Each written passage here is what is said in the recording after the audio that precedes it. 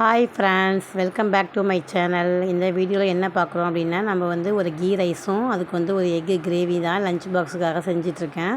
அந்த வீடியோ தான் பார்க்குறோம். அதுக்கு வந்து ஃபஸ்ட்டு வந்து ஒரு குக்கரில் வந்து 2 ஸ்பூன் நெய் விட்டுட்டு அதில் ஹோல் ஸ்பைசஸ் பட்டை கிராம்பு, அதுக்கப்புறம் க்ரீன் சில்லி ஒரு 4 காரத்துக்கு தகுந்த மாதிரி போட்டுட்டு, வேறு எதுவும் ஆனியன் அந்த மாதிரிலாம் இதில் எதுவும் சேர்க்க தேவையில்லை. இதுக்கு மெயினான திங்ஸ் பார்த்திங்கன்னா இந்த புதினா தான். புதினாவையும் போட்டு அந்த நெய்யிலே நல்லா ஃப்ரை பண்ணும்போது நல்ல ஒரு ஸ்மெல் வரும். அதுக்கப்புறம் இஞ்சி பூண்டு பேஸ்ட்டு வந்து ஒரு 3 ஸ்பூன் வந்து இது கூட சேர்த்துக்கணும். இதுக்கு வந்து நான் என்ன ரைஸ் எடுத்திருக்கேன் பார்த்தீங்கன்னா, பிரியாணி ரைஸ் தான் எடுத்திருக்கேன். 24 கேரட் பிரியாணி ரைஸ் வந்து இதுக்கு நல்லாயிருக்கும். அதை வந்து ஒரு 10 மினிட்ஸ்க்கு முன்னாடியே வாஷ் பண்ணிவிட்டு நல்லா ஊற வச்சுருந்தேன். அதை வந்து ஒரு 2 கப் ரைஸ் வந்து எடுத்துக்கிட்டேன். இது வந்து பசங்க விரும்பி சாப்பிடுவாங்க. இதுக்கு ஏதாவது ஒரு கிரேவி, சிக்கன் கிரேவியோ இல்லை வந்து எக்கு கிரேவியோ எது வச்சாலுமே காம்பினேஷன் நல்லாயிருக்கும். இன்றைக்கி நான் வந்து எக்கு கிரேவி தான் இதுக்கு காம்பினேஷனாக வைக்க போகிறேன். அதுக்கப்புறம் பார்த்திங்க அப்படின்னா, தேங்காய் பால் எடுத்து வச்சுருந்தேன். தேங்காய் பால் வந்து எவ்வளோ இருக்குதோ அதை நான் வந்து ஒரு முடி தேங்காய் அளவுக்கு இந்த பால் எடுத்து வச்சுருந்தேன். அது வந்து ஒரு 2.5 கப் அளவுக்கு இருந்தது. 2 கப் ரைஸுக்கு 4 கப்புங்கிறனால இந்த பேலன்ஸுக்கு வந்து தேங்காய் பால் போக பேலன்ஸ் வந்து ஒரு 1.25 கப்பு வந்து தண்ணி சேர்த்துக்கிட்டேன்.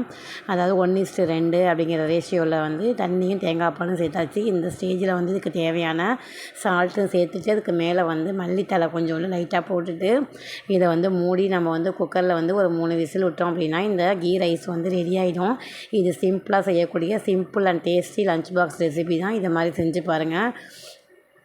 அதுக்கப்புறம் வந்து 3 விசில் விட்டதுக்கப்புறம் இதை ஆஃப் பண்ண வேண்டியதான். எக்கு கிரேவியுமே சிம்பிளாக செய்கிறது தான்.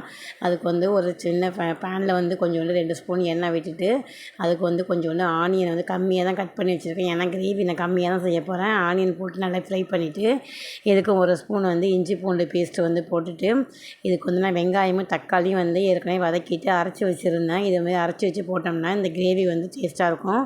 அதுக்கப்புறம் இந்த ஸ்டேஜில் வந்து 1 ஸ்பூன் வந்து மஞ்சத்தூள், கொஞ்சம் மல்லித்தூள், அதுக்கப்புறம் கரம் மசாலா தூள், இது 3த்தையும் சேர்த்துட்டு, அதுக்கப்புறம் வீட்டில் அரைச்ச குழம்பு மிளகாத்தூள் ஒரு 2 ஸ்பூன் சேர்த்துக்க வேண்டியதான். இது வந்து நல்லா கிரேவியாகவும் நல்லாயிருக்கும். தோசை இட்லி கூட இந்த காம்பினேஷன் வந்து நல்லாயிருக்கும். நமக்கு எவ்வளோ தண்ணி தேவையோ அந்த அளவுக்கு தண்ணி சேர்த்துக்கணும். இந்த எண்ணெயிலே வந்து பச்சை ஸ்மெல்லு போகிற வரைக்கும் வதக்கிட்டு, இதுக்கு தேவையான சால்ட்டையும் சேர்த்துட்டு, நம்ம எனக்கு இந்த மிக்சியில் உள்ள அந்த தக்காளி இது கழுவி கொஞ்சோண்டு இதோட ஆட் பண்ணிட்டேன்.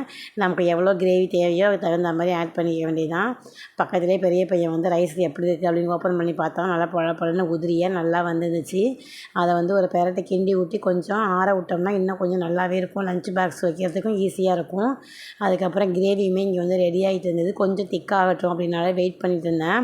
இந்த ரைஸை வந்து அப்படியே உதிரியாக நல்லா இருந்துச்சு. கொஞ்சம் ஆற வச்சு லஞ்ச் பாக்ஸில் வச்சா தான் கொஞ்சம் நல்லாயிருக்கும் ஆஃப்டர்நூன் சாப்பிட்றதுக்கு. இதுவே மார்னிங்கே சாப்பிட்டுக்கிறேன்னு சொல்லிட்டாங்க பசங்க 2 பேருமே. அதுக்கப்புறம் இந்த கிரேவியுமே ரெடி ஆகிடுச்சு.